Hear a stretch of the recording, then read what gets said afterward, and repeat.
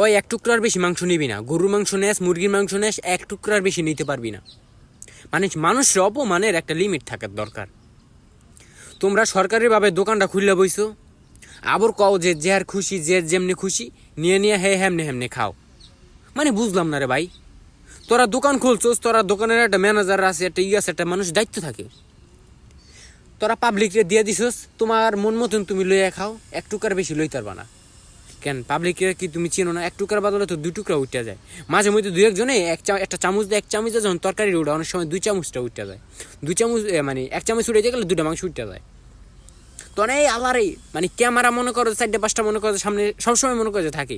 এরা দোকানে সিসি ক্যামেরার দরকার নেই, ওই ক্যামেরাই মনে করো যে ভাইরাল করে দেয়।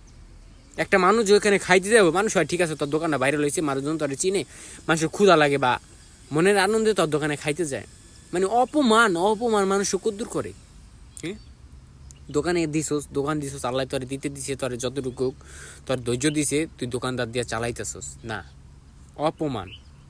মানুষ এক টুকরার বদলে কিছু মানুষ দুই টুকরা নেয়, তাও আবারও এর সামনে 4-5টা ক্যামেরা যায়, হ্যারে মানে করো যে এমনভাবে হয়রানি করে, মানে হয়রানির কোনো লিমিট নেই, লিমিট ছাড়া হয়রানি এগুলা। হ্যাঁ, এগুলা কি মানুষের কাজ? মানে আমি বুঝলাম না রে ভাই। আবার বলে যে খাওয়ান নষ্ট করে না কি নষ্ট করে। ভাই খাওয়ান যারা এই যে নষ্ট করে, এগো সামনে তোমরা যে ক্যামেরাটা ধরো, যারা এই যে খাইতে পারবো এক টুকরার বদলে দু টুকরা লইছে, এগো বগাল ক্যামেরা ধরো না।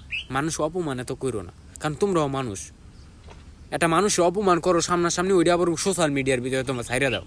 এর পরিবারও দেখে, এর আত্মীয় স্বজনও দেখে, তখন কি হেও কাছে গিয়ে কি ছোট হয় না? হেও কাছে অনেক ছোট হয়।